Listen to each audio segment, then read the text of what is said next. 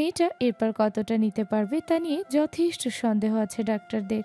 রক্তের মধ্যে পাওয়া ড্রাগস পরীক্ষার জন্য বড় ল্যাবে পাঠানো হয়েছে। মায়ের বিষয়ে এখনও শিওরভাবে কিছু বলেনি ডাক্তাররা।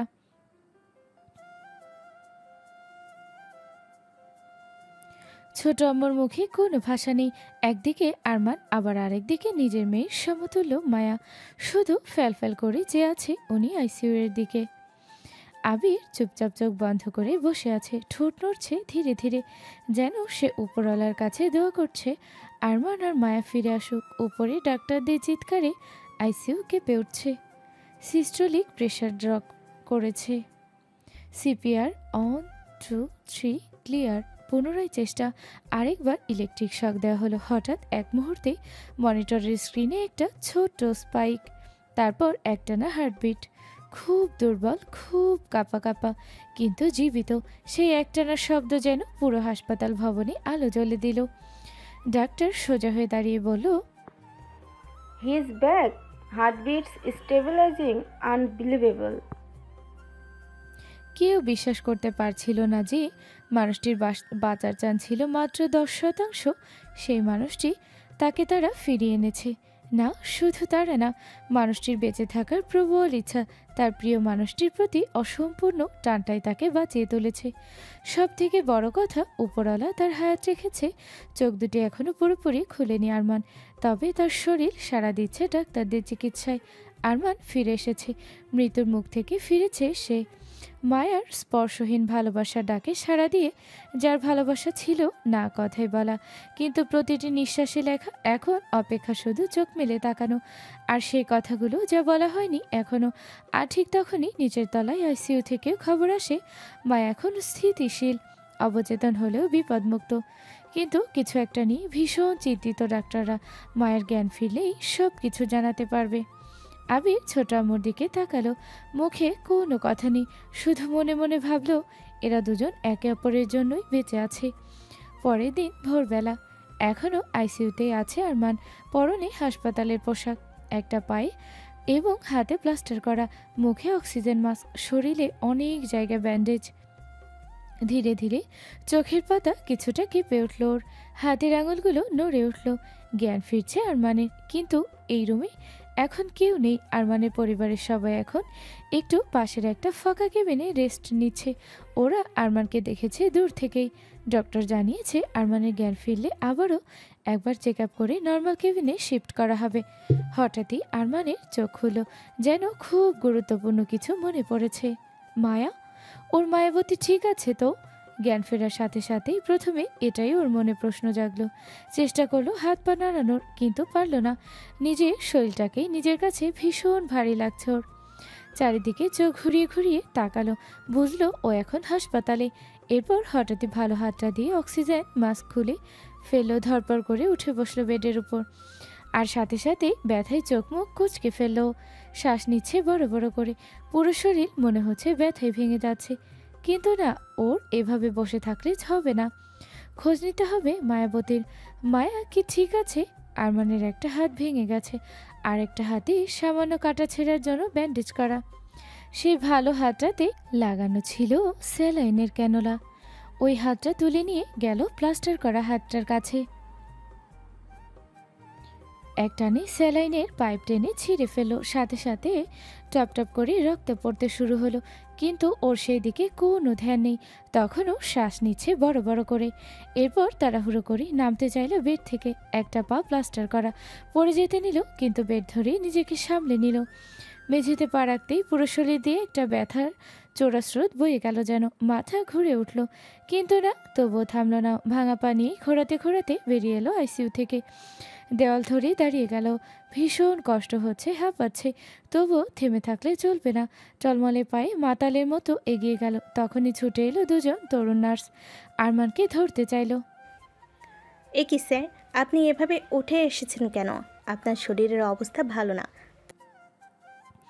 আরমান ওদেরকে থামিয়ে দিয়ে রাগে চোখে তাকালো। দেওয়াল ধরে দাঁড়িয়ে হাঁপাতে হাঁপাতে প্রশ্ন করলো, মায়া কোথায়? প্লিজ স্যার, আপনার অবস্থা ভালো নয়। এভাবে থাকলে আরও ক্ষতি হবে আপনার। বলে ছেলেটি এগিয়ে গেল আরমানকে ধরার জন্য। আরমান তাকে ধাক্কা দিয়ে সরিয়ে ভয়ঙ্কর গলায় হুঙ্কার ছাড়ল। আমি প্রশ্ন করেছি মায়া কোথায়? আমার সাথে তাকেও নিশ্চয়ই হসপিটালে নিয়ে আসা হয়েছে। কোথায় আমার স্ত্রী? এই অবস্থাতেও আরমানের গম্ভীর গলার বলা কথাগুলো যেন ভিতর কাঁপিয়ে দিল দুই তরুণের। আরমানের চোখ লাল হয়ে আছে, কেমন যেন ভয়ঙ্কর লাগছে ওকে। ওখানে থাকা একজন নার্স ভীত গলায় বলল, নিচের তলায় আছেন উনি। জেনারেল জেনারেল কেবিনে দেওয়া হয়েছে ওনাকে। আরমান আর ওখানে দাঁড়ানোর প্রয়োজন মনে করলো না। আবারও টলমল পায়ে এগিয়ে গেল। সামনে ওই চোখে পড়লো সিঁড়ি। ভাঙা পা নিয়ে সেই সিঁড়ি দিয়ে নামার চেষ্টা করলো, কিন্তু দুর্ভাগ্যবশত এই শরীর নিয়ে সামলাতে পারলো না নিজেকে। মুখ থুবড়ে পড়ে গেল সিঁড়িতেই, আর তারপর গড়াতে গড়াতে একেবারে নিচের তলায় গিয়ে পড়লো। পিছনে সেই নার্স দুটো ছুটে আসছে। ওরা তাড়াতাড়ি এসেও কিচ্ছু করতে পারলো না। এর মধ্যে যা হওয়ার হয়ে গেছে। আরমান এত কিছুর পরে উঠে বসার চেষ্টা করেছে। নার্স দুটো ছুটে এসে আরমানকে ধরে উঠিয়ে বসালো। আরমানের অবস্থা দেখে ঘাবড়ে গেল দুজন। আঘাতপর শরীরে আবারও আঘাত লেগেছে। কপালের কাজটা কেটে গেছে। ব্যান্ডেজ করা জায়গাগুলো থেকে আবারও তাজা রক্ত বেরিয়ে এলো। কপালে কেটে যাওয়া জায়গাটা থেকে রক্ত গড়িয়ে পড়ছে ঠিক চোখের কাছে। এত কিছুর পরেও আরমানের কোনো ভাবান্তর নেই। ও আবারও উঠে দাঁড়ানোর চেষ্টা করছে, তাই নার্স দুটো ওকে উঠে দাঁড়াতে সাহায্য করলো। এরপর আরমান উঠে দাঁড়িয়ে আবারও কোনো রকমে দেয়াল ধরে ধরে টলমল পায়ে প্লাস্টার করা পাটা টেনে টেনে এগিয়ে যেতে শুরু করলো। পাগলের মতো একের পর এক কেবিনের দরজা ধাক্কা দিয়ে খুলতে শুরু করলো। আপ্রাণ চেষ্টা মায়াবতীকে খুঁজে বের করার, মুখে বিড়বিড় করছে, মায়া কোথায়? আমার মায়াবতী, আমার মায়াবতী ঠিক আছে তো? পিছন থেকে আরমানের বাবা, চাচা, মা সবাই ছুটে আসছে। আরমানকে থামতে বলছে, কিন্তু কারোর কোনো কথা আরমানের কানে ঢুকছে না। দূর থেকে আবির এই দৃশ্য দেখে চমকে উঠল। ছুটে এসে আরমানকে জড়িয়ে ধরল। আরমান থেমে গেল, আহত লাল চোখে তাকালো আবিরের দিকে। গলা থেকে বেরিয়ে এলো মাত্র দুটো বাক্য, আমার মায়াবতী কোথায় আবির? ও ঠিক আছে তো? আবিরের চোখ ছলছল করছে। ছুটে এসেছে আরমানের পরিবারের সবাই। আরমানের মা ও ছেলের এমন অবস্থা দেখে কান্নায় ভেঙে পড়ল। আরমান শুধু একবার অনুভূতি শূন্য দৃষ্টিতে তাকালো নিজের মায়ের দিকে। সাবিনা বেগম কাঁদতে কাঁদতে বলল, কেন এমন পাগলামি করছিস বাবা? মায়ের ঠিক আছে, তুই একটু শান্ত হ। হঠাৎই মিসেস মঞ্জিলা বেগমের বলা কথাটা সবার কানে ঝংকার তুলল যেন। একটা চরিত্রহীন মেয়ে যেন এত পাগলামি সাজে না। আরমান রক্ত লাল চোখে তাকালো ওনার দিকে। মঞ্জিলা বেগম আরমানকে ওভাবে তাকাতে দেখে মুখ বেঁকিয়ে বলল, এভাবে তাকানোর কি আছে? কার না কার বাচ্চা এতদিন পেটে নিয়ে ঘুরছিল তার ঠিক নেই। ওই সব মেয়ে তো চরিত্রহীন বলে। এরপর উনি আবিরের দিকে তাকিয়ে বলল, কি ভেবেছিলে কেউ জানতে পারবে না? সত্যি কথা কোনোদিন চাপা থাকে না। আমি ঠিকই শুনেছি ডক্টরের কথাগুলো। এতদিন কার না কার বাচ্চা পেটে নিয়ে ঘুরছিলে, কিন্তু এখন সেই বাচ্চা নাকি আবার নষ্টও হয়ে গেছে। এই ধরনের পাপ কাজ করলে চরিত্রহীন মেয়েদের সাথে এমনই হয়। আচ্ছা, তুমি এই কথা সবার থেকে লুকাতে চাইছিলে কেন? ওই চরিত্রহীন মায়ের খুব আবির ভাইয়া করতো। তোমার সাথেও আবার রাত কাটিয়ে পেট বাঁধাইছে না তো? যে নোংরা কথাটা উনি বলতে যাচ্ছিলেন সেটা আর শেষ করতে পারলেন না উনি। কথাটা শেষ করার আগে আরমান নিজেকে আবিরের থেকে ছাড়িয়ে দেওয়ালের সাথে গলা চেপে ধরলেন মঞ্জিলা বেগমের। চোখ দিয়ে যেন আগুন ঝরছে। বাকি সবাইও ভীষণ অবাক হয়েছে মঞ্জিলা বেগমের বলা কথাগুলো শুনে। সবার চোখে মুখে বিস্ময়ের ছাপ। আরমান হুঙ্কার দিয়ে বলে উঠল, আমার মায়াবতীর নামে আর একটা বাজে কথাও বললে আপনার জিভ টেনে ছিঁড়ে ফেলবো আমি। আমার মায়াবতী চরিত্রহীন নয়, আমার মায়াবতী পবিত্র। আমার মায়াবতীকে আপনার ওই অপবিত্র মুখ দিয়ে আর একবার চরিত্রহীন বললে আপনাকে এই দুনিয়া থেকে বিদায় করতে আমার এক মুহূর্ত সময় লাগবে না। আরমান যেই হাত দিয়ে মঞ্জিলা বেগমের গলা চেপে ধরেছে সেই হাত থেকে বেরিয়ে আসা রক্ত ওনার শরীরে ভিজিয়ে দিচ্ছে। সবাই চেষ্টা করছে আরমানকে থামানোর। মঞ্জিলা বেগমের অবস্থা ইতিমধ্যে খারাপ হয়ে গেছে। চোখ দিয়ে পানি পড়ছে নিঃশব্দে, জিভ বেরিয়ে এসেছে অনেকটা। আরমান ছেড়ে দে বাবা, উনি মারা যাবে তো। আর উনি ঠিকই বলেছে। আমিও শুনলাম মায়া প্রেগনেন্ট ছিল।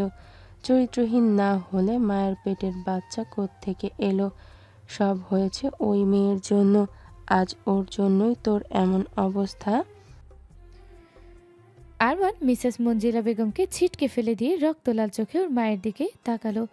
গর্জে উঠল ওর মাকে উদ্দেশ্য করে। জাস্ট শাট আপ মম। তুমিও যদি আমার মায়াবতীর নামে চরিত্রহীনের ট্যাগ লাগাও, তাহলে আমি ভুলে যাব যে তুমি আমার মা। আমার মায়াবতী চরিত্রহীন নয়, ও পবিত্র। মায়ার পেটে থাকা বাচ্চাটিও ছিল আমার। ওটা আমার অস্তিত্ব, আমার রক্ত, আমার হালাল সম্পদ, যেটাকে আমি রক্ষা করতে পারলাম না। মেঝেতে ধপ করে বসে পড়ল আরমান। কেউ কখনো তাকে এভাবে ভেঙে পড়তে দেখেনি। যে মানুষটা ছিল পাথরের মতো গম্ভীর, সেই মানুষটাই আজ কান্না ঢেউয়ে ভেসে যাচ্ছে। চারপাশ নিস্তব্ধ, মুখে মুখে বিস্ময়। সবাই যেন ভুলে গেছে এই মানুষটাও ভাঙতে পারে। আবির আরমানের কাছে বসে ওকে ধরলো। আরমান অসহায় চোখে তাকালো আবিরের দিকে, ভাঙা গলায় বলল, প্লিজ আবির, একবার নিয়ে চল না আমার মায়ের কাছে। জানিস ভীষণ কষ্ট হচ্ছে আমার, কিন্তু এই শারীরিক কষ্টের থেকেও হৃদয়ের দহন অনেকটা বেশি। এই চোখ ভীষণভাবে তৃষ্ণার্থ এক পলক মায়াবতীকে দেখার জন্য। এই হৃদয় ভীষণভাবে ব্যাকুল মায়াবতীর স্পর্শ পাওয়ার জন্য। আমি যে আর পারছি না, বিশ্বাস কর, ভীষণ কষ্ট হচ্ছে আমার। আর আর আমার অস্তিত্বটাও কি সত্যি বিলীন হয়ে গিয়েছে? আরমানের এমন ভাঙা কণ্ঠে উচ্চারিত আকুলতা শুনে আবির আর নিজেকে ধরে রাখতে পারল না। চোখ বেয়ে নেমে এলো নিঃশব্দ অশ্রু। ধীরে ধীরে উঠে দাঁড় করালো আরমানকে। পাশেই থাকা একটা চেয়ারে বসালো ওকে। মায়া, এখন ঠিক আছে আরমান, তোকে নিয়ে যাব আমি ওর কাছে। কিন্তু তুই একবার নিজের দিকে তাকিয়ে দেখে। তোকে যদি মায়া এইভাবে দেখে তাহলে ও আরও কষ্ট পাবে। তুই কি চাস মায়া আরও বেশি কষ্ট পাক? আরমান বাচ্চাদের মতো দুই দিকে মাথা নাড়ালো, আবারও বলল, 5 মিনিট এখানে চুপটি করে বসে থাক, কথা দিচ্ছি আমি তোকে নিয়ে যাব মায়ের কাছে। আবির কথাটা বলে ডক্টরের দিকে ইশারা দিল। আরমানের চিকিৎসা করা ডক্টরও ছুটে এসেছে খবর শুনে। ডক্টর, নার্স ও আরও কিছু পাবলিক লোকে ভরে আছে করিডোরটা। সবাই হতভম্ব। শক্তপোক্ত গম্ভীর কাঠখোট্টা মানুষটারও এমন গভীর ভালোবাসা দেখে ডক্টর ও নার্স এগিয়ে এসে আরমানের আবার আঘাত পাওয়া জায়গাগুলো ড্রেসিং করিয়ে দিতে লাগলো।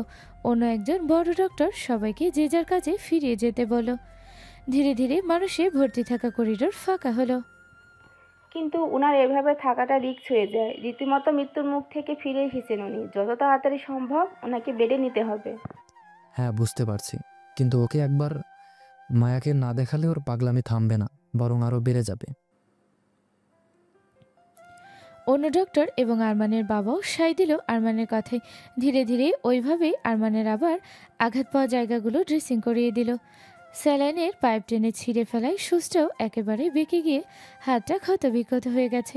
সেই জায়গাটাও ড্রেসিং করে ব্যান্ডেজ করে দিল। আরমান চোখ বন্ধ করে পেছনের দেয়ালে মাথা ঠেকিয়ে বসে আছে, নির্বাক এক মূর্তির মতো। এত কিছুর পরেও তার মুখ থেকে একটা আহ পর্যন্ত বের হয়নি। কেবল চোখ বেয়ে নিঃশব্দে গড়িয়ে পড়ছে উষ্ণধারা। হ্যাঁ, আরমান কষ্ট পাচ্ছে। নিজের করা ভুলে অনুশোচনা তাকে বিদ্ধ করছে। নিয়তি তার উপর যেন কঠিনতম এক আঘাত হেনেছে। মায়াকে যে কেবিনে রাখা হয়েছে সেই কেবিনে আবির আরমানকে নিয়ে ধীরে ধীরে প্রবেশ করলো। আরমান এখন একটা হুইল চেয়ারে বসে আছে। সাথে আরমানের মাও প্রবেশ করলো কেবিনে, আর দুজন ডক্টর। বাকি সবাই বাইরে দরজার কাছে দাঁড়িয়ে আছে। ডক্টর এতজনকে একসাথে ঢুকতে নিষেধ করেছে রোগীর কেবিনে। আরমানের হৃদয় মুচড়ে উঠল মায়ার ফ্যাকাশে ও শুকিয়ে যাওয়া মুখটা দেখে। মায়া তখনও নির্জীব। আবির একেবারে মায়ের বেডের পাশে আরমানকে নিয়ে গেল। আরমান বিড়বিড় করে উচ্চারণ করলো, মায়া, আমার মায়াবতী, আমার পিচ্ছি মায়াবতী। আবারও 2 ফোঁটা পানি আরমানের চোখ থেকে গড়িয়ে পড়ল। আরমান ওর ভালো হাতটা রাখলো মায়ার এক হাতে।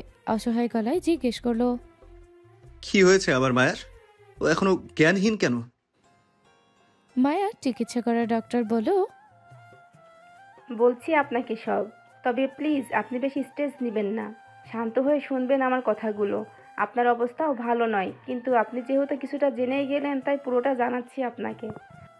আরমান অনুভূতিশূন্য চোখে তাকালো সেই ডক্টরের দিকে। উনি বলতে শুরু করলেন, প্রথমত আপনার স্ত্রীকে ড্রাগস দেওয়া হয়েছিল, এক ধরনের ভয়ঙ্কর ড্রাগস। সাধারণত এই ড্রাগস আমাদের দেশে পাওয়া যায় না।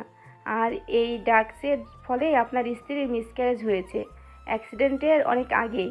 সম্ভবত 3 সপ্তাহ মতো হবে গর্ভধারণ করেছিলেন উনি। আর ওই ড্রাগসের বিষয়ে জানার জন্য ল্যাবে পাঠানো হয়েছে ব্লাড স্যাম্পল। রিপোর্ট আসলেই বলতে পারবো ওই ড্রাগস কেন দেওয়া হয়েছিল ওনাকে। আর অ্যাক্সিডেন্টে ওনার ব্রেনের হিপ্পোক্যাম্পাস অঞ্চলটি সম্পূর্ণভাবে ড্যামেজড। এই অংশটাই মানুষের মেমোরি, রেজিস্ট্রেশন, স্টোরেজ ও রিকলের মূল কেন্দ্র। পারলে ক্যামেলিয়া ডিসুজার সাথে যোগাযোগ করুন। টপ নিউরোসার্জনদের মধ্যে উনি একজন। আরমান অবাক গলায় জিজ্ঞেস করলো, কি বলতে চাইছেন ডক্টর? স্পষ্ট করে বলুন। স্পষ্ট করে এখন বলা সম্ভব হচ্ছে না। ওনার জ্ঞান ফিরলেই বুঝতে পারবেন কেন বলছি কথাগুলো। আর প্লিজ এখানে বেশিক্ষণ থাকবেন না, এতে ওনারও ক্ষতি হবে আর আপনারও।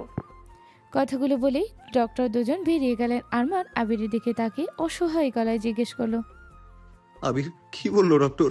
আমি কিছুই বুঝলাম না। আর মায়াকে ড্রাগস দেওয়া হয়েছিল, আর তার ফলে আমার অনাগত সন্তান দুনিয়ার মুখ দেখতে পেল না। কথাটা বলেই চোখ বন্ধ করে নিল আরমান। এরপর যখন চোখ খুলো তখন ওর চোখে যেন আগুন জ্বলছে।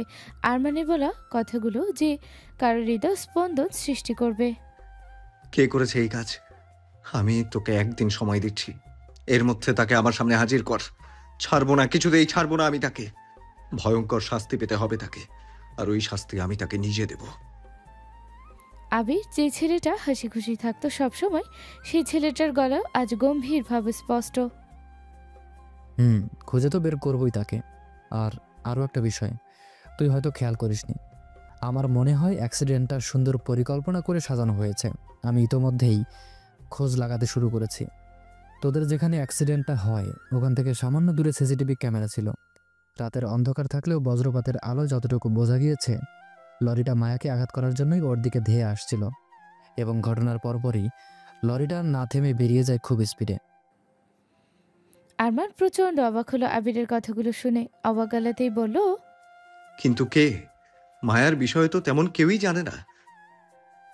ওটাই তো ভাবনার বিষয়। আচ্ছা তুই চিন্তা করিস না, আমি দেখছি বিষয়টা। চল, তোকে তোর কেবিনে যেতে হবে। তুই এখনো অনেকটা অসুস্থ, এইখানে এইভাবে থাকা ঠিক নয়। প্লিজ আবির, কিছুক্ষণ একা থাকতে দে আমাকে ওর কাছে। আবির কিছু বলল না, শুধু একটা দীর্ঘশ্বাস ছেড়ে আরমানের কাঁধে এক হাত দিয়ে বেরিয়ে গেল কেবিন থেকে। আরমান ঘুরে তাকালো মায়ের শুকিয়ে যাওয়া মুখটার দিকে। মায়ার মাথায় ব্যান্ডেজ করা। আরমান নিজের কাঁপা কাঁপা হাতটা বাড়িয়ে মায়ের পুরো মুখে স্পর্শ করলো। অসহায় গলায় কিছুটা অভিযোগের সুরে বলল, কেন মায়াবতী, কেন আর একটু অপেক্ষা করলে না? আমি তো সব ঠিক করে দিতাম, একটু বিশ্বাস রাখা যেত না আমার উপর? কথাটা বলেই আরমান নিজের বলা কথাতেই তাচ্ছিল্য হাসলো। কিভাবে এবার রাখবে আমার উপর বিশ্বাস? বিশ্বাস রাখার মতো কোনো কাজই তো আমি করিনি। জানি অনেক অনেক ভুল করেছি আমি, কিন্তু দেখো সেই ভুলের শাস্তি এতটাই কঠিন যে নিজের ভুল স্বীকার করে ক্ষমা চাওয়ার সুযোগটাও পেলাম না। আজ নিজের ভুলের জন্য নিজের অস্তিত্বকে হারালাম। এই পর্যায়ে আরমানের চোখ দিয়ে পানি গড়িয়ে পড়লো। আরমান হাত রাখলো অবেচেতন মায়ের পেটের উপর। এইখানে, ঠিক এইখানে ছিল আমারই এক অংশ। পারলাম না তাকে রক্ষা করতে। তোমার সাথে করা অন্যায়গুলোর জন্য আজ নিয়তি আমায় এভাবেই শাস্তি দিল। কিন্তু নিয়তি কি জানে আমার সাথে সাথে তোমাকেও শাস্তি দিল? আমি না হয় দোষ করেছিলাম, ভুল করেছিলাম, অন্যায় করেছিলাম, কিন্তু তুমি তো কোনো ভুল করোনি। তাহলে এমনটা কেন হলো? সে কি পারতো না আমাদের মাঝে থেকে যেতে? আরমানের চোখ থেকে টপ টপ করে পানি গড়িয়ে পড়ছে, বড় বড় করে শ্বাস নিচ্ছে। হ্যাঁ মায়াবতী, চোখ খুলো প্লিজ। আর কতক্ষণ এইভাবে ঘুমিয়ে থাকবে? আমার যে ভীষণ কষ্ট হচ্ছে, বিশ্বাস করো, ভীষণ কষ্ট হচ্ছে। জ্বলছে বুকের ভেতরটা, ভীষণভাবে জ্বলছে। আমি যে আর পারছি না। আরমান কথাগুলো বলতে বলতে বেডের এক পাশে পড়ে থাকে, মায়ের হাতের উপর মাথা ঠেকিয়ে দিল। ঠিক তখনই আরমান অনুভব করলো মায়ের হাত নড়ছে। ধরপড় করে মাথা তুলে সোজা হয়ে বসলো আরমান। মায়ের চোখের পাত কাঁপছে, হয়তো এখনই চোখ খুলবে। ধীরে ধীরে মায়া তার চোখ খুলছে। আরমানের চোখে পানি, অথচ মুখে হাসি ফুটে উঠল। চিৎকার করে ডাক দিল আবিরকে। আবির, আবির ডক্টরকে ডাক, মায়ের জ্ঞান ফিরছে। আবির দরজার কাছে ছিল, ওখানে আরমানের পরিবারের সবাইও ছিল। আরমানের ডাকে ভিতরে প্রবেশ করলো কয়েকজন। আবির গেল ডক্টরকে ডাকতে। এদিকে মায়া চোখ খুলে চারপাশে দেখছে ফেলফেল চোখে। আরমান ওর হাতটা রাখলো মায়ের মাথায়, স্নেহের সাথে হাত বুলিয়ে দিয়ে জিজ্ঞাসা করলো আরমান, মায়া, তুমি ঠিক আছো? কোথাও কি কষ্ট হচ্ছে? আরমানের গলার আওয়াজে মায়া তাকালো ওর দিকে। মায়ের মুখে কোনো অনুভূতি নেই, কেমন ফেলফেল করে চেয়ে আছে। মায়া আপু, আপু এখন কেমন আছো তুমি? তোমার কি কোনো অসুবিধা হচ্ছে? না না, এখন আর আপু বলবো না। তুমি তো এখনো আমার ভাবিমণিই আছো। আজকে থেকে আবার ভাবিমণি বলা স্টার্ট করলাম। মায়া তাকালো সামিরার দিকে, কিন্তু কোনো উত্তর দিল না। এরপর মায়ের রুমে থাকা সকলের দিকে তাকালো, তারপর হঠাৎই ধরফর করে উঠে বসলো। এরপর মায়া বেডের এক কোণে গিয়ে বুকের কাছে হাঁটু ভাঁজ করে গুটিয়ে বসলো, মুখ লুকানো হাঁটুর কাছে। সবাই মায়ার এমন অপ্রত্যাশিত ব্যবহারে অবাক হয়ে গেল। আরমান এগিয়ে গেল মায়ের কাছে, মায়ার গায়ে হাত দিয়ে জিজ্ঞেস করলো, কি হলো মায়া, এমন করছো কেন? তোমার কি কোথাও কষ্ট হচ্ছে? হঠাৎ মায়া আরমানের হাতটা ঝাড়া দিয়ে ফেলে দিল, অদ্ভুতভাবে চিৎকার করে উঠল। না না না না। তখনই ডক্টরের আওয়াজ শোনা গেল, প্লিজ সবাই কেবিনটা একটু খালি করুন, এতজন থাকবেন না, পেশেন্টের প্রবলেম হবে। ডক্টরের কথায় ধীরে ধীরে সবাই রুম থেকে বেরিয়ে গেল। শুধু রয়ে গেল আরমান, আবির, সাবিনা বেগম আর আঞ্জুমা বেগম এবং ডক্টর। বাকি সবাই দরজার বাইরে দাঁড়িয়ে কেবিনের দিকেই তাকিয়ে আছে। এদিকে আরমান অবাক হয়ে তাকিয়ে আছে মায়ের দিকে। মায়া কেমন যেন অস্বাভাবিক আচরণ করছে, মায়ের মুখে অতিরিক্ত ভয়ের ছাপ। আমরা যেটার আশঙ্কা করেছিলাম সেটাই হয়েছে। She has lost her memories. আর এটাই স্বাভাবিক। আগেই বললাম ওনার ব্রেনের হিপ্পোক্যাম্পাস অঞ্চলটি ক্ষতিগ্রস্ত হয়েছে আঘাত লাগার কারণে, আর রিপোর্টও এসে গেছে। বেশ কিছুদিন ধরেই ওনাকে ড্রাগস দেওয়া হচ্ছিল, আর ওই ড্রাগসটা ওনাকে দেওয়া হচ্ছিল ওনার স্মৃতি নষ্ট হওয়ার জন্যই। অ্যাক্সিডেন্টে আঘাত না লাগলেও কিছুদিন পর উনি এমনিতেই ওনার স্মৃতি হারিয়ে ফেলতেন, এই কারণে এই ড্রাগস দেওয়া। অ্যাক্সিডেন্টে লাগা আঘাত আর এই ড্রাগস দুটোই খুব ভালোভাবে ওনার ব্রেনে এফেক্ট করেছে, আর যার ফলে উনি মানসিক ভারসাম্যও হারিয়ে ফেলেছেন।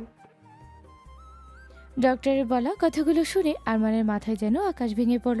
সেই সাথে শাহরিয়ার পরিবারের সবাইও ভীষণ বিস্মিত হলো। আরমান অবাক হয়ে তাকিয়ে আছে বেডের এক কোণে, দুই হাঁটু বুকের কাছে জড়ো করে তাতে মুখ লুকিয়ে বসে থাকা মায়ের দিকে। ওর মায়াবতী ওকে ভুলে গেছে ওদের বিয়ে, ওদের সম্পর্ক, ওকে গভীরভাবে ভালোবাসা, সব সব ভুলে গেছে। আর সবচেয়ে কঠিন সত্য, ওর মায়াবতী ওকে দেখে ভয়ও পাচ্ছে। আর এই কঠিন সত্যটা নিতে পারল না আরমানের হৃদয়। সমস্ত শরীর হঠাৎ করে নিস্তেজ হয়ে এলো, মনে হলো সমস্ত পৃথিবীটা যেন তার বুকের ওপর চেপে বসেছে। ধীরে ধীরে জ্ঞান হারালো আরমান। অন্যদিকে আমি পেয়েছি, কিছুটা হলেও পেরেছি আরমানকে শেষ করতে। হ্যাঁ, চেয়েছিলাম আরমানের মায়াবতীকে চিরতরে পারে পাঠাতে, কিন্তু শেষ পর্যন্ত আরমান ঠিকই তাকে বাঁচিয়ে নিল। কথাগুলো উচ্ছ্বাসিত কণ্ঠে বলে উঠল ব্যক্তিটি। এরপরই সে ব্যক্তিটি পাগলের মতো হেসে উঠল, হাসতে হাসতে বলে উঠল, কিন্তু আরমানের বাচ্চা, আরমানের অস্তিত্ব, এটা তো মিটে গেল। আরমান তার মায়াবতীকে বাঁচাতে পারলো না নিজের অস্তিত্বকে, বাঁচাতে পারলো না মায়ার স্মৃতিকে। আরমানের মায়াবতীর স্মৃতি থেকে আরমান ফুরুত। শেষের কথাটা কিছুটা নাটকীয় ভঙ্গিতে বলল, মায়াবতীর মন মস্তিষ্ক থেকে মুছে গেল আরমান। হা হা হা, এভাবেই শেষ হতে হবে আরমানকে। এটা তো সবে শুরু, আরও অন্ধকার ঘনিয়ে আসবে আরমানের জীবনে। আমি কিছুতেই আরমানকে সুখী হতে দিব না। একটু একটু করে শেষ করে দিব আরমানকে, ছিনিয়ে নেব আরমানের মায়াবতীকে। মায়াবতীর মাঝেই আছে আরমানের প্রাণ ভোমরা, আর সেই প্রাণ ভোমরাকেই শেষ করব আগে। এতে আরমান নিজেই শেষ হয়ে যাবে। হা হা হা হা। কেটে গেছে 2টি দিন। আরমান জ্ঞান হারানোর প্রায় 6 ঘন্টা পর ধীরে ধীরে চোখ খুলেছিল। প্রথমে চারপাশের সবকিছু যেন অস্পষ্ট ঝাপসা, পরে স্পষ্ট হয়ে উঠেছিল আলো, দেয়ালের রং, মানুষজনের মুখ। শুধু মায়ের নামটি ছিল আড়ালে বন্দী। জ্ঞান ফিরলেও শরীর আবারও খারাপের দিকে ঢলে পড়েছিল। এখন কিছুটা স্থিতিশীল হলেও ওর ভিতরটা যেন সম্পূর্ণ নিস্তব্ধ। মায়ের কথা কেউ তুলতে সাহস করছে না, কারণ ও নিজেই সেই বিষয়ে একটিও শব্দ করেনি। না অভিমান না অভিযোগ, একটা সম্পূর্ণ শূন্যতা ঘিরে রেখেছে ওকে। আরমান যেন তার আগে মানুষটা নেই, তার মুখে কোনো স্পর্শ নেই, অনুভূতি না দুঃখ না রাগ না কান্না, শুধু এক অদ্ভুত নির্জীবতা। শরীরটাও চোখে পড়ার মতো ভেঙে পড়েছে। পেটানো গরম যেন কয়েক রাতেই কেমন নুয়ে গেছে। চোখের নিচে জমেছে ক্লান্তির আলো ছায়া।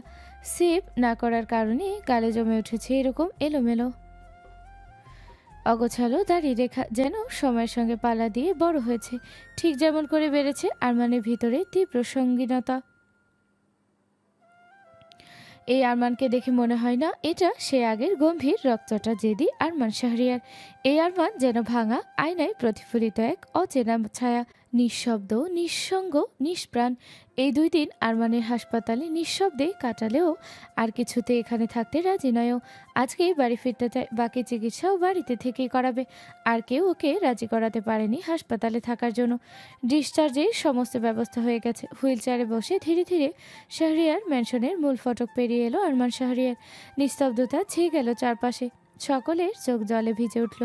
কেউ কখনো কল্পনা করেনি যে এই চিরদম্ভী ছেলেটিকে এখানে হুইল চেয়ারে ফিরতে হবে। এই দৃশ্যটা যেন কাউকে বিশ্বাস করতে চাইছে না, তবু এটাই বাস্তব। সাবিনা বেগম ছুটে এলেন ছেলের কাছে, তার কণ্ঠে মাতৃত্বের ছোঁয়া। কাপা হাতে ছেলের মাথায় হাত বুলিয়ে দিলেন। আব্বু, কষ্ট হচ্ছে না তো? আরমানের কণ্ঠ ছিল নিঃসার, অনুভূতিহীন। ও মম, চোখের কোণে জমে থাকা জল মুছে নিয়ে সাবিনা বেগম আবার বললেন, আমি আর তোর ছোট আম্মু দুজনে মিলে তোর জন্য রান্না করেছি। সব তোর পছন্দের, তেল মশলাও কম দিয়েছি। খাবি চল? আরমান শুধু তাকেই বলল। এখন না মম, একটু পর। ঠিক তখনই বেজে উঠল দরজার কলিং বেল। রবি এগিয়ে গিয়ে দরজা খুলল। দরজার সামনে দাঁড়িয়ে থাকা মানুষগুলোকে দেখে মুহূর্তেই ঘরের বাতাস পাল্টে গেল। শাহরিয়ার পরিবারের সকলের মুখে বিস্ময়ের ছায়া, শুধু বাদ আরমান ও আবির। পুলিশ বাড়ির ভিতরে দৃঢ় পায়ে প্রবেশ করলো কয়েকজন পুলিশ অফিসার। আরমানের বাবা চমকে উঠে বললেন, এ কি, বাড়িতে পুলিশ কেন? একজন অফিসার গম্ভীর গলায় উত্তর দিলেন। ভ্রুকুচকে তাকালেন আনোয়ার শাহরিয়ারের দিকে। অপরাধী এই বাড়িতে? আবির এগিয়ে এসে দীপ্ত কণ্ঠে বলে উঠল, হ্যাঁ আঙ্কেল, অপরাধী, মায়ার অপরাধী। সেই ব্যক্তি যিনি দিনের পর দিন মায়াকে ড্রাগস খাইয়ে স্মৃতির লোভ করিয়ে দিচ্ছিলেন। অফিসার, অ্যারেস্ট করুন তাকে। সঙ্গে সঙ্গে আবির একটা নির্দিষ্ট দিকে আঙুল তুলল। সবাই ঘুরে তাকালো সেই দিকেই। সোজা গিয়ে থেমে গেল দৃষ্টিরেখা মিসেস মঞ্জিলা বেগমের উপর। হ্যাঁ, মাইশার মা। মঞ্জিলা বেগম চমকে উঠলেন, মুখ কেমন ফ্যাকাশে হয়ে গেল। হঠাৎ জড়িয়ে পড়া কণ্ঠে বলতে লাগলেন, আমি কিছু করিনি আবির, তুমি মিথ্যা বলছো। আমি ডাক দেইনি মায়েকে, বিশ্বাস করো। চারপাশের মানুষ নির্বাক, কারণ কারো ঠোঁট কাঁপছে তো কেউ চোখের পলক বারবার ঝাপটাচ্ছে। বাড়ির সমস্ত সার্ভেন্টগুলো উপস্থিত হয়েছে ড্রয়িং রুমে। আরমান তখন নিস্পৃহ গলায় বলে উঠল, আবির প্লিজ তাড়াতাড়ি এই নাটক শেষ কর, শরীর ভালো নেই, মাথা ধরছে খুব। তখনই এক পুলিশ অফিসার এক মহিলা কনস্টেবলকে চোখের ইশারা করলেন। কনস্টেবলটি এগিয়ে গেল। সবাই মনে করল মিসেস মঞ্জিলা বেগমই গ্রেপ্তার করতে এগোচ্ছে সে, কিন্তু সবাইকে চমকে দিয়ে কনস্টেবলটি তাকে পাশ কাটিয়ে এগিয়ে গেল মিসেস মঞ্জিলা বেগমের দিকে, পিছনে দাঁড়িয়ে থাকা মিসেস আঞ্জুমা শাহরিয়ারের দিকে। তারপর হ্যান্ডকাপ ওনার সামনে তুলে ধরে ঠান্ডা কণ্ঠে উচ্চারণ করল। এক মুহূর্তে নিস্তব্ধতা যেন সময়কে থমকে দিল। মাটির সঙ্গে গড়িয়ে পড়ল পারিবারিক বিশ্বাসের ভরসা। সকলেই স্তম্ভিত চোখে তাকিয়ে রইল আঞ্জুমা বেগমের দিকে। কেউ কিছুই বুঝে উঠতে পারছে না। আর ঠিক তখনই সবাইকে আশ্চর্যের শেষ সীমানায় পৌঁছে দিয়ে আঞ্জুমা বেগম চুপচাপ মাথা নিচু করে 2 হাত মুঠো করে বাড়িয়ে দিলেন কনস্টেবলের দিকে। কোনো কথার প্রয়োজন ছিল না আর। তার সেই নীরব সমর্থনই যেন স্বীকার করে নিল অপরাধ, প্রতারণা এবং এক চিরস্থায়ী বিশ্বাসঘাতকতা। আঞ্জুমা বেগমের নীরব আত্মসমর্পণে সবাই হতবাক হয়ে তাকিয়ে আছে। আয়ান উত্তেজিত হয়ে এগিয়ে এলো আরমানের কাছে। ভাইয়া ভাইয়া, তোমার কথা ভুল হচ্ছে। এটা এটা কিছুতেই হতে পারে না। আম্মু কেন এমন কাজ করবে? আরমান গম্ভীর গলায় বলল। সেটা তো তোর আম্মুই ভালো জানবে আয়ান। এতক্ষণে আঞ্জুমা বেগমের হাতে হাত কড়া পরানো হয়ে গেছে। উনি তখনও মাথা নিচু করে দাঁড়িয়ে আছে নিশ্চুপ ভঙ্গিতে। আয়ান ওর আম্মুর কাছে গেল, ওর আম্মুর হাতে 2 বাহু ধরে ঝাঁকিয়ে বলল। ও আম্মু, তুমি কিছু বলছো না কেন? বলো না প্লিজ যে তুমি এমন কাজ করোনি। আঞ্জুমা বেগমের অনুভূতিহীন গলায় বললেন, আমি এটা করছি আয়ান। আঞ্জুমা বেগমের কথাটা শুনে আয়ান চমকে উঠে 2 পা পিছিয়ে গেল, অবাক চোখে তাকালো ওর আম্মুর দিকে। সামিরা ছুটে এলো আরমানের দিকে, 2 চোখ অশ্রুতে টইটুম্বুর। না ভাইয়া, এটা হতে পারে না, কোথাও একটু ভুল হচ্ছে। ছোট আম্মু এমন কাজ করতে পারে না। ছোট আম্মু তো ভাবিমণিকে নিজের মেয়ের মতো ভালোবাসে। আরমান কিছু বলল না, শুধু ইশারা দিল আবিরের দিকে। আবির আগেই রবিকে দিয়ে আরমানের ল্যাপটপ আনিয়ে রেখেছিল, সেটা নিয়ে আবির কিছু ঘাটাঘাটি করে একটা ফুটেজ বের করে চালিয়ে দিল, যেখানে দেখা যাচ্ছে আঞ্জুমা বেগম কিছু একটা মিশিয়ে দিচ্ছে দুধের সাথে। এরকম অনেক ফুটেজ আছে এক এক দিনের। রবি কিছুটা আমতা আমতা করে বলল,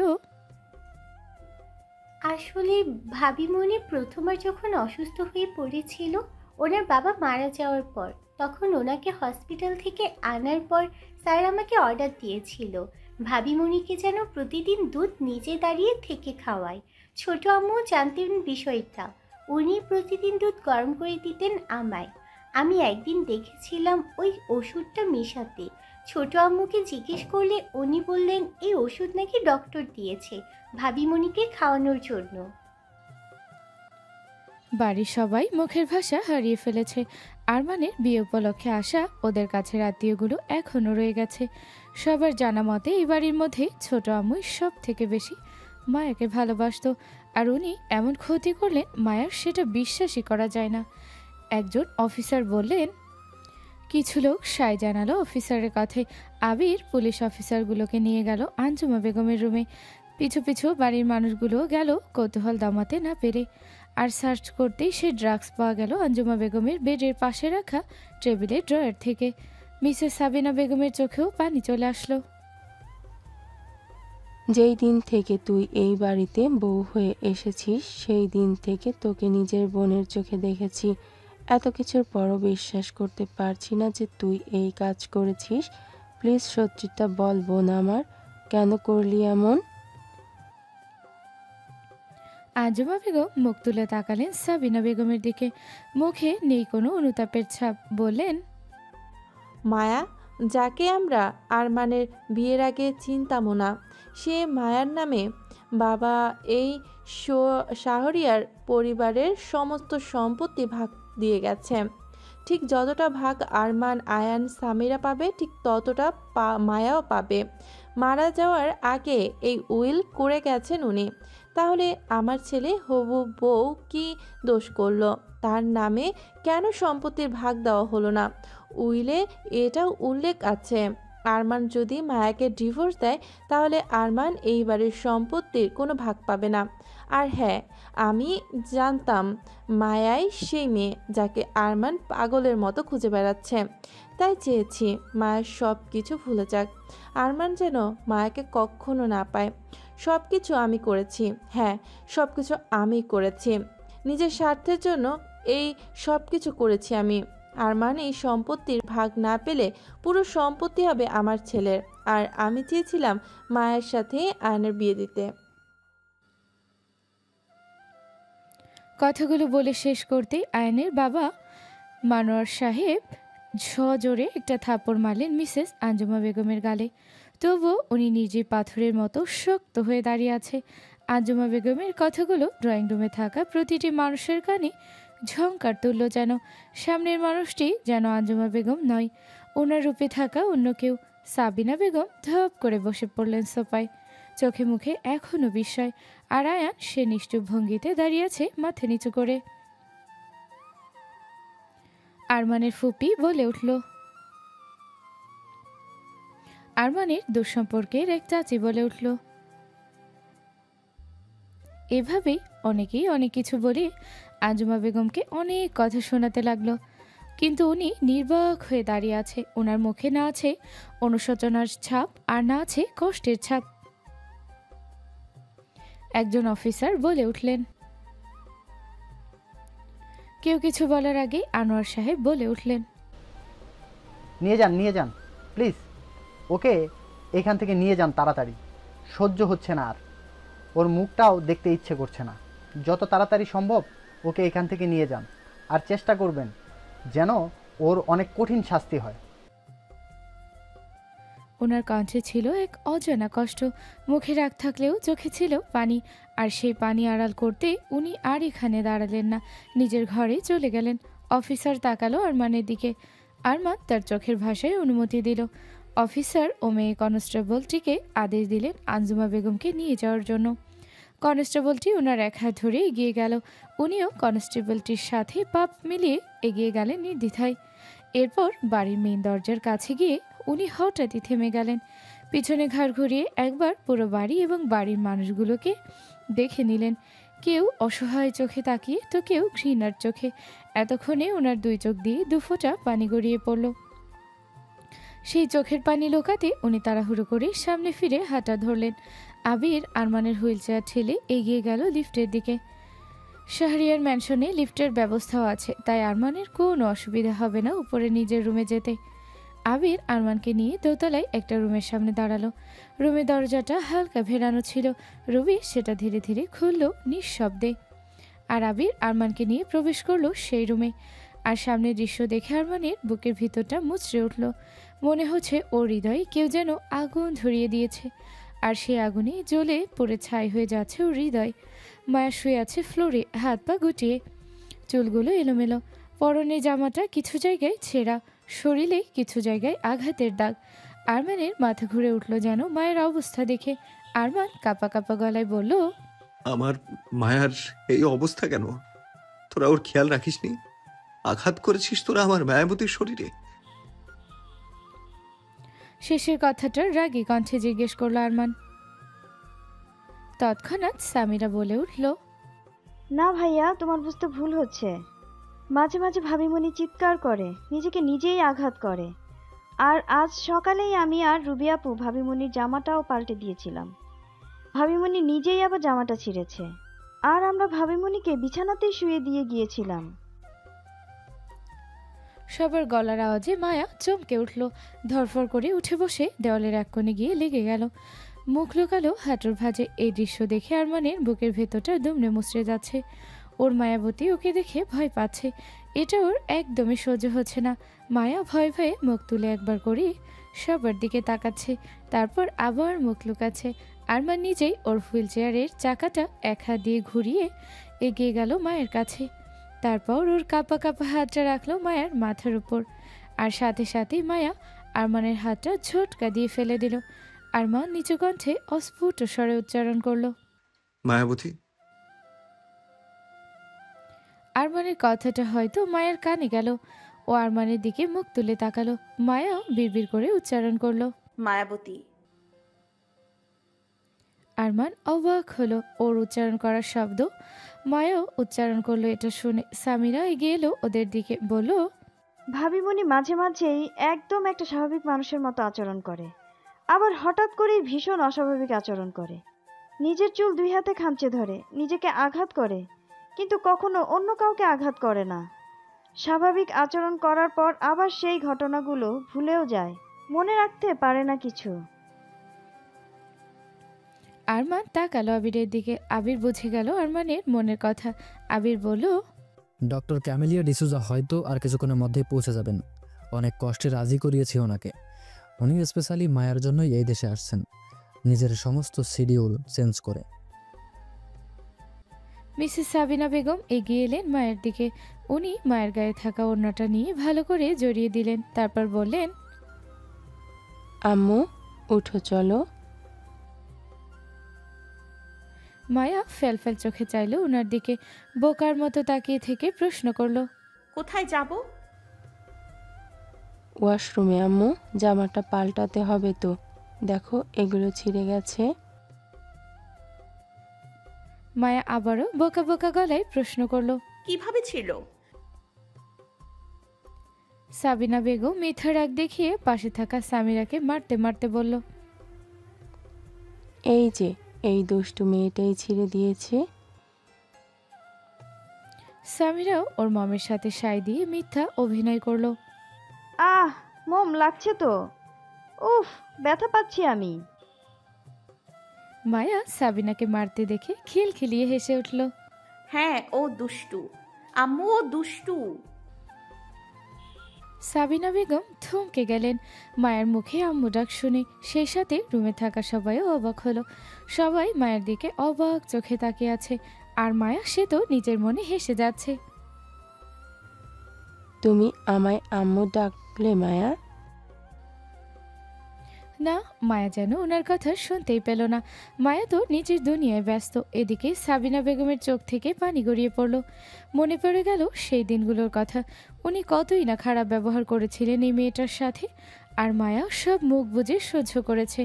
উনি নিজের ভুল বুঝতে পেরেছেন, অনেকবার মাপ চেয়েছে মায়ের থেকে, কিন্তু উনি হয়তো ক্ষমার অযোগ্য। তাই তো ভাগের এই নিষ্ঠুর খেলায় মায়া বুঝেনি মাপ চাওয়া মাপ করা এগুলো কাকে বলে। সৃষ্টিকর্তা ওদের মা ছেলেকে মায়ের থেকে ক্ষমা চাওয়ার সুযোগটাই দিল না। মায়া এখন এক অবুঝ বাচ্চার মতো, আর এই মেয়েটাই হচ্ছে আরমানের প্রাণভোমরা। হঠাৎ করেই পাল্টে গেছে সাবিনা বেগম। সবাই ওনার এমন পরিবর্তনে ভীষণ অবাক, সেই সাথে খুশিও। মায়ের সাথে উনি এখন নিজের মেয়ের মতোই ব্যবহার করে। এই 2 দিন উনি নিজ দায়িত্বে মায়ের সমস্ত খেয়াল রেখেছে। মায়ের 2 হাত ধরে চোখের পানি ফেলে অনেকবার ক্ষমা চেয়েছে ওর থেকে নিজের করা ভুলগুলোর জন্য, কিন্তু অবুঝ মায়া কিচ্ছু বুঝেনি, শুধু ফ্যালফ্যাল চোখে চেয়ে থেকেছে ওনার দিকে। সাবিনা বেগম নিজের চোখের পানি মুছে বললেন, আবির যাও আরমানকে ওর রুমে নিয়ে যাও, ওকে ফ্রেশ হতে সাহায্য করো। আমি মায়াকে ফ্রেশ করিয়ে দিই, তারপর দুজনেই খেতে দেব। আর আরমানের জন্য রাখা নার্সও চলে আসবে এতক্ষণে। আরমান বিরক্ত গলায় বলল, নো মম, আমার কোনো নার্স লাগবে না। আবির আছে, রবি আছে, তোমরা তো সবাই আছো। আমার এমনিতেই ভালো লাগছে না নিজের রুমে অন্য কারো উপস্থিতি। সাবিনা বেগম বললেন, কিন্তু আব্বু তোমাকে তো বুঝতে হবে, তুমি এখন স্বাভাবিক অবস্থায় নেই, তুমি অসুস্থ। আরমান বিরক্ত গলায় বলল, তবুও মম আমার কোনো নার্স লাগবে না। আবির, আমি যেন ওই নার্স টার্স আমার রুমে না দেখি। হঠাৎ করেই মায়া নিজেকে সাবিনা বেগমের পেছনে লুকিয়ে নিল। তারপর উকি দিয়ে তাকালো আরমানের দিকে। সবাই বুঝলো মায়া হয়তো আরমানকে দেখে ভয় পাচ্ছে। মিসেস সাবিনা বেগম মায়াকে ধরে বলল, চলো আব্বু। মিসেস সাবিনা বেগম মায়াকে নিয়ে এগিয়ে গেলেন ওয়াশরুমের দিকে। মায়া যেতে যেতে একবার করেই ভয়ে ভয়ে তাকাচ্ছে আরমানের দিকে। তা দেখে আরমান মুখে হাসি ফুটে উঠল, কিন্তু হাসিটা খুশি ছিল না, ছিল দুঃখের কষ্টে ভরা। সময়টা সন্ধ্যার দিকে। আরমান ওর রুমের ব্যালকনিতে বসে আছে। ব্যালকনিটা অন্ধকারে আবৃত, ঠিক যেমন আরমানের জীবনটা। পাশের রুম থেকে মায়ার আর্তনাদ ভেসে আসছে। পাগলের মতো চিৎকার করছে মায়া। সামিরা, রুবি, সাবিনা বেগম সবাই চেষ্টা করছে মায়াকে শান্ত করার।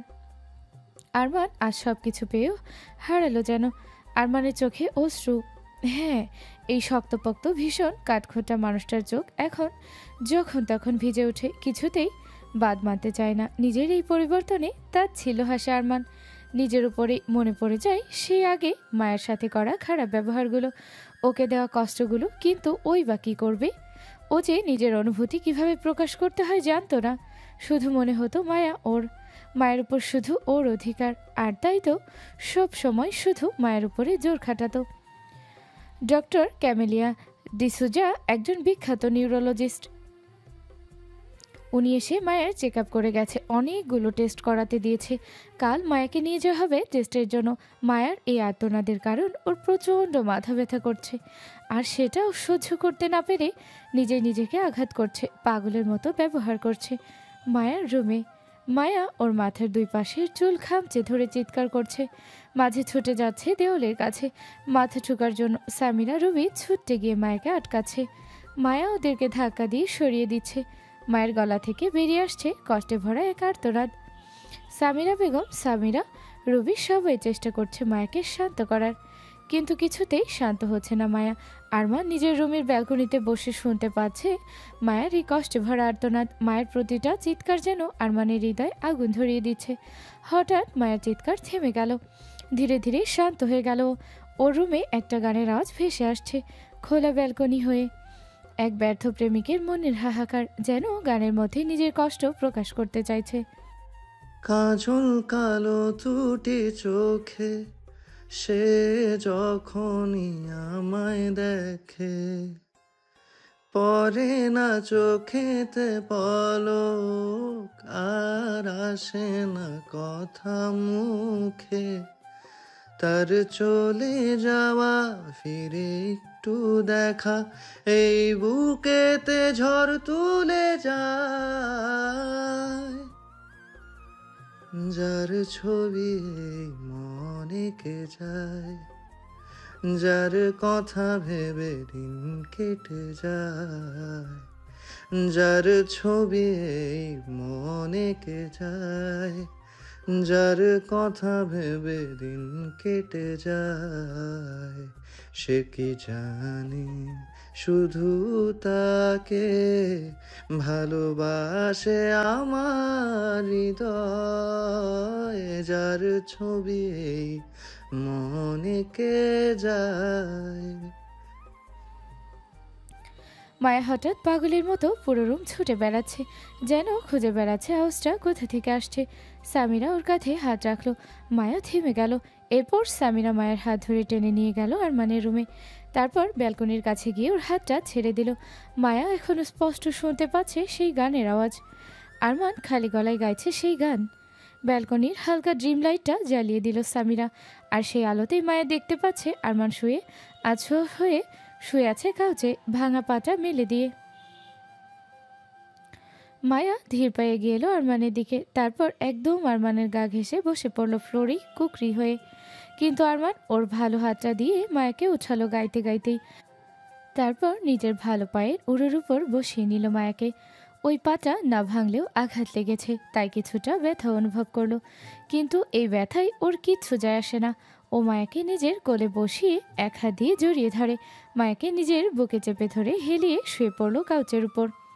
মায়াও আদরে বিড়াল ছানার মতো আরমানের বুকে লেপ্টে রইল।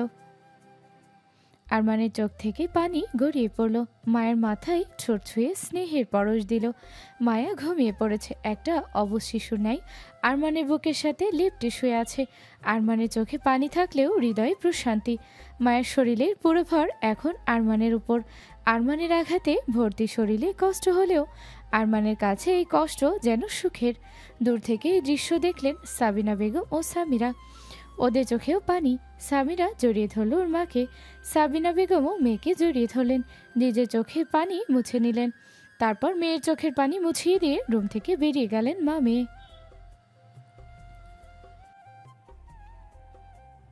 কেটে গেছে বেশ কিছুদিন।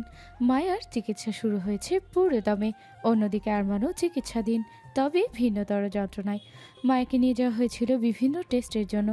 আরমানও গিয়েছিল সঙ্গে, চুপচাপ নিঃশব্দে কিছু পা দূরে দাঁড়িয়ে।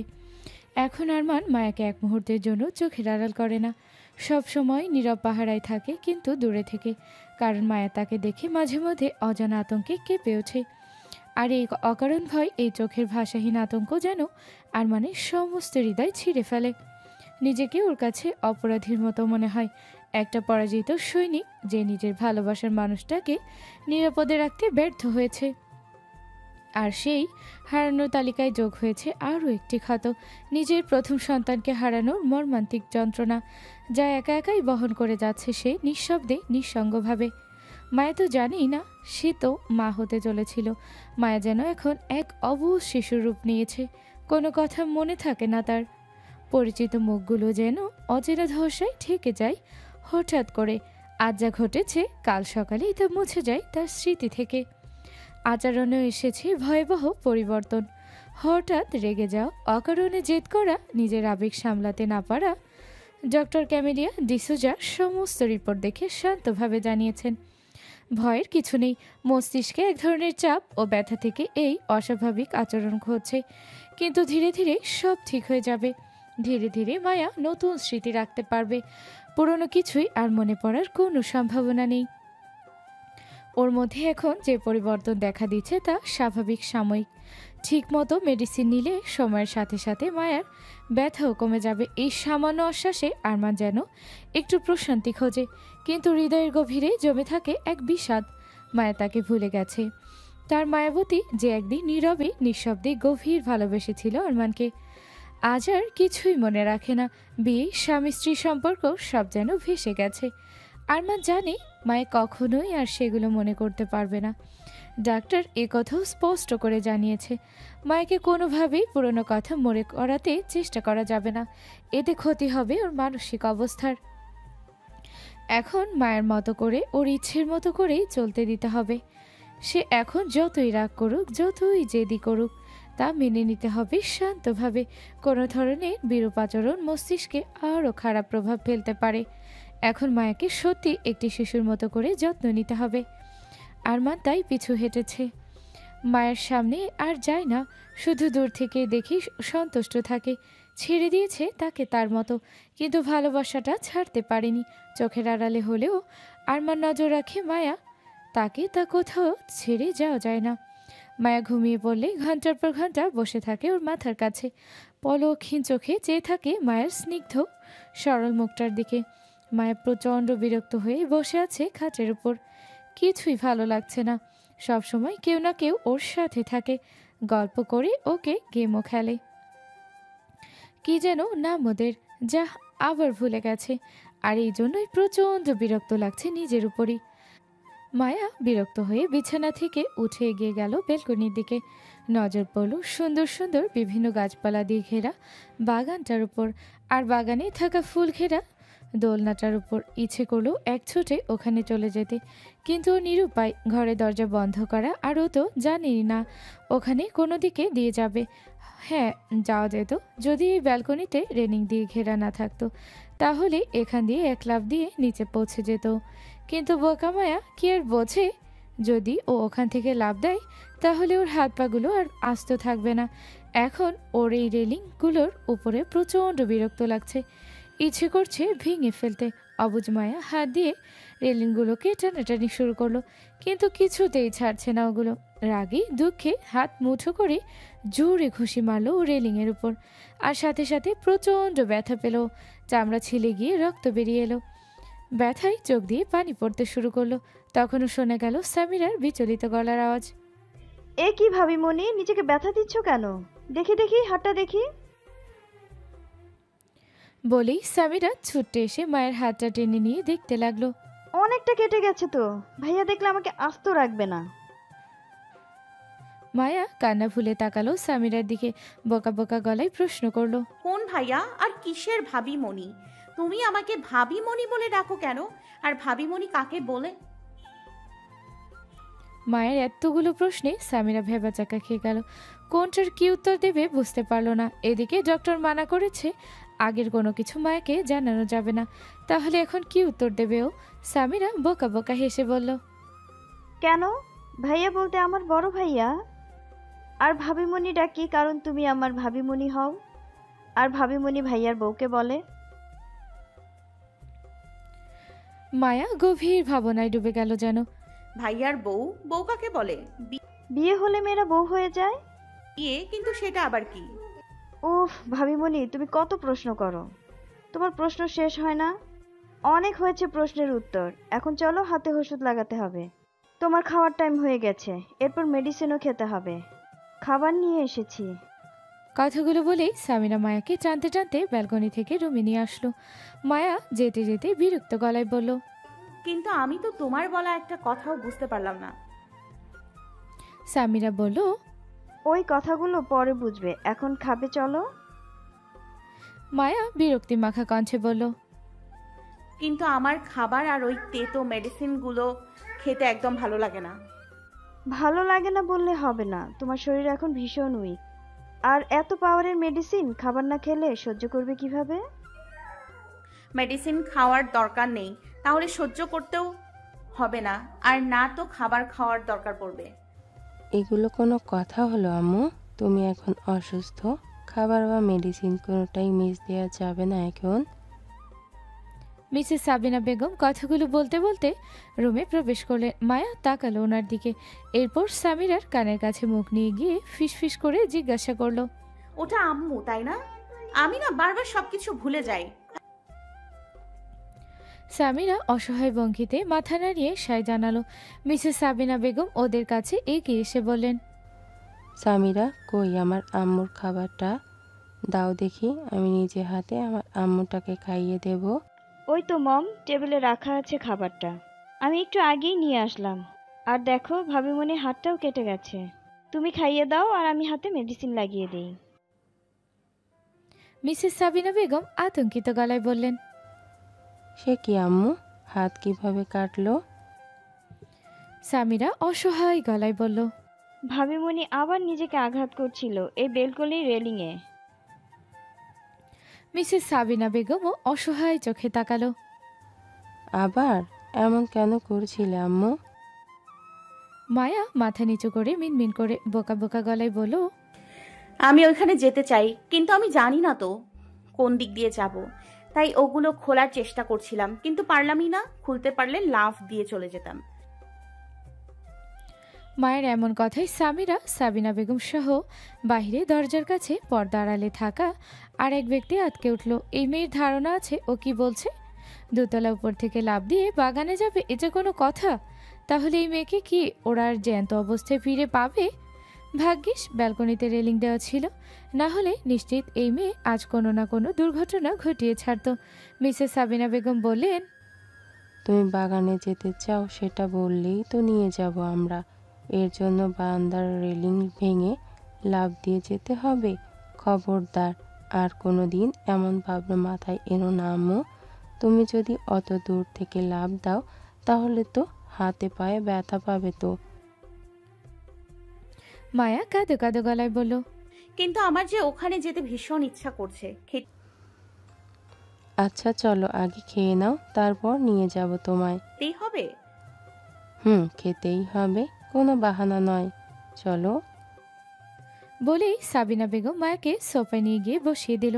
এরপর খাওয়াতে শুরু করলো। আর একদিক দিয়ে সামিরা মায়ের হাতে মেডিসিন লাগিয়ে দিয়ে ব্যান্ডেজ করতে লাগলো।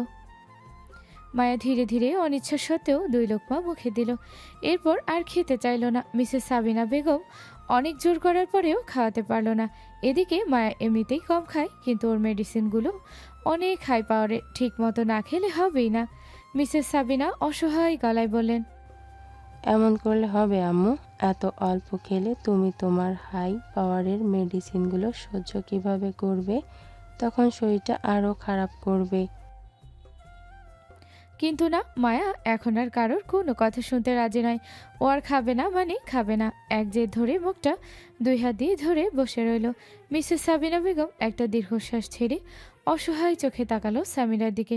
সামিরাও ওর মমের দিকে একইভাবে তাকিয়ে আছে। ঠিক তখনই শোনা গেল গম্ভীর গলার আওয়াজ, আর সেই আওয়াজে কেউ পেয়ে উঠল মায়া। কি হয়েছে মম? আরমান এতক্ষণ দরজার কাছে পর্দার আড়ালে থেকে ভেতরের পুরো দৃশ্যটাই দেখছিল। মায়াকে খেতে না দেখেও নিজের হুইল চেয়ারের চাকা এক হাত দিয়ে ঘুরিয়ে ভিতরে প্রবেশ করলো। সামিরা অসহায় গলায় বলল, ভাইয়া দেখো না, ভাবিমণি কিছুতেই খেতে চাইছে না। সামিরার কথা শুনে মায়ের মাথায় প্রথমেই যেটা এলো, ভাইয়ার বউকে ভাবিমণি বলে, আর সামিরা এই গম্ভীর ভয়ঙ্কর মানুষটাকে ভাইয়া বলছে। তার মানে এটাই কি সেই ভাইয়া? ও এই লোকটার বউ? মায়ের ভীষণ ভাবে ইচ্ছে হলো মনে থাকা প্রশ্নগুলো জিজ্ঞেস করতে, কিন্তু এই ভয়ঙ্কর লোকটার সামনে ওর গলার আওয়াজে বের হয় না। কেন জানি দেখলেই প্রচণ্ড ভয় লাগে এই লোকটাকে। মায়া ইতিমধ্যেই নিজেকে সোফার এক কোণে গুটিয়ে নিয়েছে, যা আরমানের দৃষ্টি এড়ায়নি। শোনা গেল আরমানের গম্ভীর গলার আওয়াজ, তোমরা খাবারটা এখানে রেখে দিয়ে চলে যাও, আমি দেখছি। মায়া যেন এবার রাতকে উঠলো আরমানের কথাটা শুনে। ও ভাবলো আম্মু হাতেই খেয়ে নেবেন পুরো খাবারটা, কিন্তু ও মুখ দিয়ে আর একটা আওয়াজও বের করতে পারলো না। মিসেস সাবিনা বেগম বললেন, কিন্তু আব্বু? কোনো কিন্তু নয় মম, বললাম তো তোমরা যাও, আমি দেখছি। মিসেস সাবিনা বেগম একটা দীর্ঘশ্বাস ছেড়ে উঠে দাঁড়ালেন। আব্বু তুই তো জানিস ডক্টর কি বলেছে, মায়ের ওপর বেশি প্রেশার দিস না, এমনিতেই মেয়েটা তোকে দেখলে ভয় পায়। আরমান ছোট্ট করে উত্তর দিল। হুম। মিসেস সাবিনা বেগম চলে যেতে নিলেই নিজের শাড়ির আঁচল টান অনুভব করলো। পিছনে ফিরে দেখলেন মায়া তার শাড়ির আঁচলের একাংশ দুই হাতে মুঠো করে ধরে আছে।